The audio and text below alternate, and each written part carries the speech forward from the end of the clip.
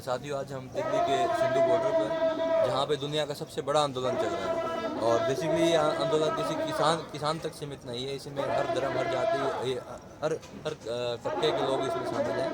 और इसी कड़ी में भारतीय किसान मोर्चा, जो बामसेप के जो सह यूनिट है, राष्ट्रीय किसान मोर्चा बामसेप की सह यूनिट है। तो बेसिकली बामसेप एक थिंक टैंक है, एक विचार टैंक है। जिस तरह हिंदुवादी गतिविधियों को बढ़ाने के लिए आरएसएस थिंक टैंक है, उसी कड़ी में कॉन्स्टिट्यूशन को बचाने के लिए, संविधान को बचाने के लिए एक थिंक टैंकों का एक ग्रुप है बामसेप के नाम से। उसी कड़ी से निकले भारतीय किसान मोर्चा, यहाँ पे इनके अध्यक्ष हैं रामस्वरूप वर्मा जी।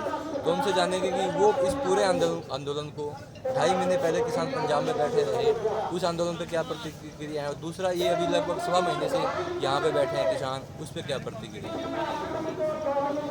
धन्यवाद।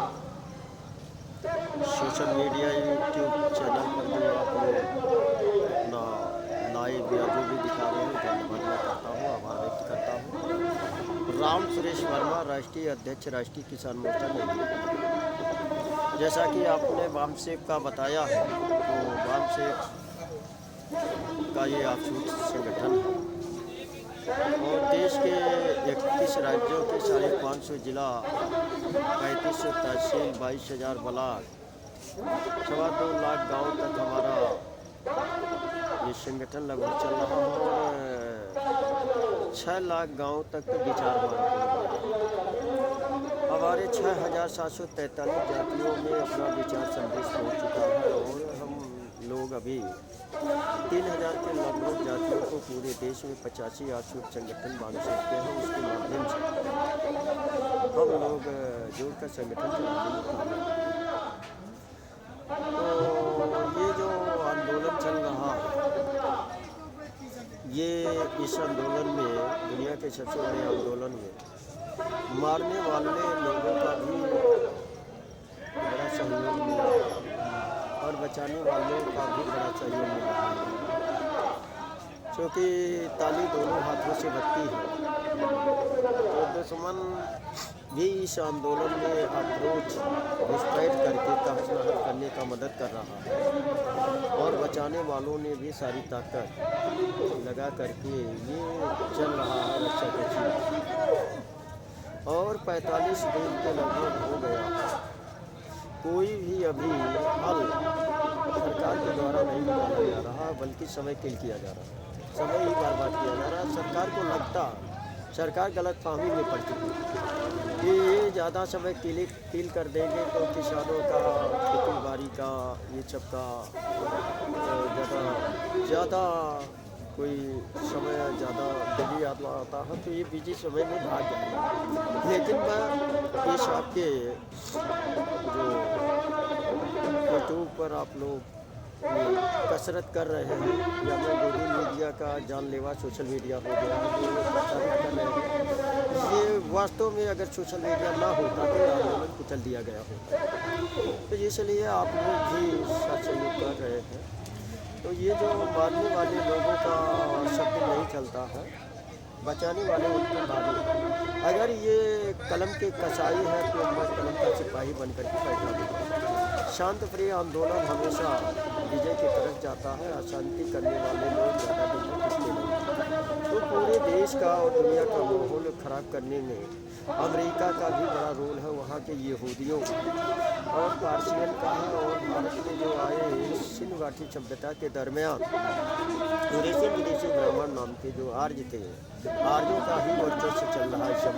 यही अंग्रेज चले गए, मुगल चले गए, 15 अगस्त 1947 को अंग्रेज़ों ने इन्हीं को सत्ता हस्तांतरण किया और वहीं से हमारा ज़्यादा सत्यानाश। अंग्रेज आए, हमें शिक्षा का कानून दिया, हमें शस्त्र शास्त्र रखने का अधिकार दिए, हमें सारा सुविधाएँ दे करके उनको भी इन लोगों ने जमीन खदेड़ करके अपना राज हासिल कर लिया। ये हम भारत में गुलाम के गुलाम हैं। 15 अगस्त कथित आज़ादी का जश्न मनाया जाता है, उस आज़ादी को हम मानने को तैयार नहीं, और ना तो ये कथित हिंदू धर्म जो है, कथित हिंदू धर्म से हमें कोई फ़ायदा मिला। हमें अगर कुछ मिला तो डॉक्टर बाबा साहब अम्बेडकर, साहू जी, फुले जी, जो 1848 से लेकर 6 दिसंबर 1956 तक जो अपने संघर्षों के बदौलत हमें दिए उससे हमारा फ़ायदा हो रहा, लेकिन ये बुद्धिजीवी तबका जो इस 108 वर्ष के संघर्ष के बदौलत आया, मुफ्त में पा गया, जो कुछ पाया मुफ्त में पाया। तो ये कुछ तो इसमें से बाबा साहब के अनुयायी हैं जो बाबा साहब को पढ़ा और महापुरुषों को समझा, वो लोग तो कुछ काम कर रहे हैं, मगर बहुत लोग जिन्हें यकीन है कि मेरे दादा बाबा पुरखे नालायक थे, मैं जो कुछ हूँ मैं अपने बलबूते मेहनत से हुआ, तो काश उन लोगों से मेरा संदेश है कि तुम्हारे बाप दादा ये हरामखोर मुत्तखोर नहीं, तुम लोगों जैसा थे, नालायक नहीं थे। उन्हें पढ़ने लिखने का अधिकार से वंचित किया गया था, ज्ञान विज्ञान कंप्यूटर टेक्नोलॉजी से वंचित किया गया था, उनके लिए बड़ी मुसीबत थी। लेकिन हमारे महापुरुषों ने जब संघर्ष किया तो उस संघर्ष में आज का जो सर्विसमैन है, आज का जो नौकरी करने वाला ब्यूरोक्रेसी में भी है या चपरासी से लेकर के है, ये इतने बड़े गधे हरामखोर पैदा हो गए हैं। ये कहते हैं कि मैं पढ़ लिख करके, मेरिट नाम की मेरिट नहीं होती है, अवसर ही मेरिट होती है। जिसको मेरिट में जिसको अवसर मिला वो आगे बढ़ा। तो बाबा दादा को अवसर नहीं मिला था, इसलिए वो अवसर नहीं पकड़ पाए, इसलिए उन्हें थोड़ा सा हमारे नालायक लोग कहते हैं नहीं है। तो सबसे बड़ा गधा तो 131 मेंबर ऑफ पार्लियामेंट है, असेंबली सुरक्षित से जो जाते हैं वो गधे नहीं है, गधे नहीं है।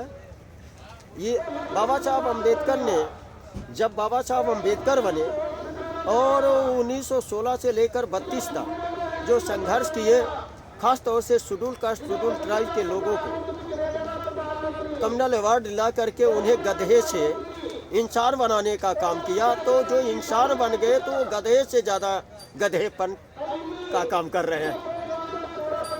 तो ऐसे गधों से भी मेरा विनती है, निवेदन है, अब एक बाबा ये काश गौतम बुद्ध ना होते, गौतम बुद्ध को ना पढ़े होते अम्बेडकर जी, वीर शिवा को ना पढ़े होते, फुले को ना पढ़े होते, संत कबीरदास जी को ना पढ़े होते, पेरियार रामास्वामी नायकर को ना पढ़े होते, या उनके जो कम उनके रामस्वरूप वर्मा जी का भी मेजर रोल है बाबा साहब के सारे पैगाम को आगे बढ़ाने में। और बाबा साहब को तो बाबा साहब 24 अप्रैल और 25 अप्रैल 1948 तक शेड्यूल कास्ट फेडरेशन चलाते थे। लेकिन धन्य है आर.एल. चंदापुरी जाति व्यवस्था में कुर्मी अन्य पिछड़ी जाति के कुर्मी जाति के थे और वर्ण व्यवस्था में शूद्र थे। जब जब शूद्रों ने बचाया लोगों को तो लोग बचे और बढ़ाया तो बढ़े। मगर आज जय भीम जय भीम जय भीम जय जय जय जय जय भीम जय जय जय जय जय भीम के नाम पर हम अपने महापुरुषों को का बंटाधार कर रहे हैं, जाति में सीमित कर दिया। जय भीम के अभिवादन शब्द से तो दुश्मन बच गया अब तक। लेकिन धन्य है बामन मेश्राम साहब, आपने मूल निवासी कंसेप्ट दिया, अभिवादन शब्द दिया। इस अभिवादन शब्द से दुश्मन के वाल में छेद हो गए हैं और दुश्मन के वाल में छेद होने की वजह से दुनिया की कोई भी हॉस्पिटल और दुनिया का कोई भी डॉक्टर अब इस दुश्मनों को बचाने में कामयाब नहीं होगा। जिस तरह से हमारे लोग बाबा साहब को दलितों के खूंटे में बांध करके बाबा साहब को अपमानित किया है, यानी करोड़ों करोड़ों दलितों के मसीहा बाबा साहब अम्बेडकर। अरे उन लोगों से मैं बताना चाहता हूँ, बाबा साहब अम्बेडकर करोड़ों करोड़ों मूल निवासियों के मसीहा बन गए थे और उन्हें साहू जी महाराज ने बना दिया था, फिर सयाजी गायकवाड़ ने बना दिया था। उन्हें हमारे महापुरुषों ने बाबा साहब को साहू जी महाराज कहे थे। अय मेरे प्रियजनों, अय मेरे समाज के अतिशूद्रों, बाबा साहब एक ऐसा देश का नेता मिला है जो पूरे देश और दुनिया का कल्याण करेगा। बाबा साहब ही आपके डॉक्टर अम्बेडकर आपके वार्षिक नेता। और बाबा साहब ने भी साहू जी महाराज को पब्लिक के बीच में कहा था, अय मेरे बहुजन लोगों, अगर बाबा साहू जी महाराज ना होते तो काश अम्बेडकर ना होता, और अम्बेडकर ना होता तो भारत का संविधान भी नहीं मिलता, और उस संविधान के बदौलत जो कुछ हासिल किए हो वो हासिल करने लायक नहीं होते। ऐसा उनका आज भी संदेश लोग देते हैं, लेकिन हम अमल कितना करते हैं। तो हम उन लोगों से कहते हैं कि महापुरुष जिंदे पर जितना खतरनाक नहीं थे, आज उनका विचार बहुत खतरनाक हो गया। तो हमें अपने महापुरुषों का विचार जो दुश्मनों ने कैद खाने में कैद किया है, तो उस महापुरुषों के विचार को जन जन तक करें। सिर्फ हम लोग जो बहुजन हमारा है, बहुजन मूवमेंट तो मायावती ने बेच लिया, मगर मूल निवासी कॉन्सेप्ट को मायावती नहीं, ये जो नालायक लोग हैं इनके बस की बात भुनाना नहीं है। मूल निवासी शब्द विदेशी फाइन करता है, अपने दुश्मन को निर्णित कर डिसाइड कर देता है। तो आज से हम लोग सिर्फ जो बड़ व्यवस्था में शूद्र थे, जो बड़ व्यवस्था में भी नहीं थे, बाहर रखे गए हैं तमाम लोग हैं, ब्राह्मण क्षत्रिय वैश्य शूद्र, अपृष्ट लोग शूद्र में भी नहीं थे, उन्हें हम लोगों ने अतिशूद्र का दर्जा दिया, ये जायज़ है। वो तो पंचम वर्ण में आते थे, तो यानी शूद्र तो आज का ओबीसी है, और जो ओबीसी है वही शूद्र है, और जो ओबीसी है वही पूर्व की किसान जाति थी। किसान जाति आज की ओबीसी जाति है। अगर हम इसे, जो आज बाबा साहब के भक्त हैं, वो लोग बार बार कहते हैं कि ओबीसी सुनता नहीं, कांशीराम साहब के भक्त हैं, उनसे मैं विनती करता हूँ कि ओबीसी को जोड़ने के लिए सुटेबल फेविकोल से जोड़िए, वो जल्दी जल्दी जुड़ जाएगा, जुड़ गया है। और 9 इंची के दीवार बुनियाद पर, गपलन में मत रहो, 9 इंची के बुनियाद पर 14 इंची की दीवार कभी भी नहीं पड़ेगी। और 14 इंची के दीवार पर 9 इंची का बुनियाद, 14 इंची के दीवार पर छत कभी लदने वाला नहीं है। माइनॉरिटी भी समझदार है, जितनी जिसकी संख्या कम होती है उतना मोबिलाइज वे में होता है। ये संगठन इसलिए कामयाब हो रहा है कि जो इसकी बुनियाद रखे हैं संख्या में कम है, मगर हिम्मते मर्दते खुदा, यानी ये मोबिलाइज वे में है। आज इनका तो दिख रहा है, सिखों का कृत हमें दिख रहा है, और माइनॉरिटी का भी दिख रहा है। कथित हिंदू धर्म के ठेकेदारों का जो है, जो टनों में हजारों टन कह लीजिए, थोड़ नहीं है, जो मंदिर में डंप है, सोने चांदी के आभूषण, सोने चांदी, हीरे जवाहरात, क्या उसका पैसा जो जाता है, अन्न जो जाता है, किसान मजदूर देते हैं, हम लोग देते हैं, SC ST OBC minority, SC ST OBC खास तौर देता है, और माइनॉरिटी के लोग भी मंदिर में देते हैं। ऐसा नहीं है कि मंदिर बनने के लिए चंदा फंडा माइनॉरिटी के लोग ना देते हो, समधर्म समभाव के तर्ज पर देते हैं, मगर वो देते हैं उनका जो है, उसमें से तो मुझे एक चावल कहीं नहीं दिखा, एक रोटी मैंने नहीं खाया, एक चाय चाला नहीं पीने को मिला। तो ऐसे कथित हिंदू धर्म के पछवाड़े पर लात मारता हूँ, उनके फरमान पर पेशाब करता हूँ।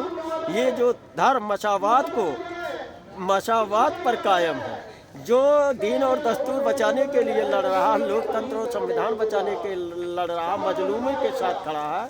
मैं तो देश और दुनिया के मजलूमों के साथ खड़ा हूँ।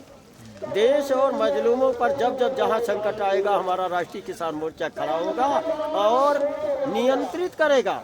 नियंत्रित शासकों को, जो जालिम शोषक शासक वर्ग है, उनको नकेल नाद करके आगामी में बैल बनाकर जोतने का भी काम करूंगा, और ये दिशा विहीन आंदोलन नहीं होने दूंगा। इसलिए मैं कंटिन्यू किया हूँ। ये तो जब पैदा नहीं हुआ था, उसके पहले मुझे मालूम है भविष्य में क्या होने वाला है। इसके दृष्टिकोण से बचाने के लिए 11/11/2019 से किसान बचाओ देश बचाओ EVM भंडाफोर का यात्रा निकाला, परिवर्तन यात्रा, देशव्यापी परिवर्तन यात्रा हमारे नेतृत्व में निकला था। ये पूरा करो, ये सेकंड क्वेश्चन में लेंगे EVM के मुद्दा।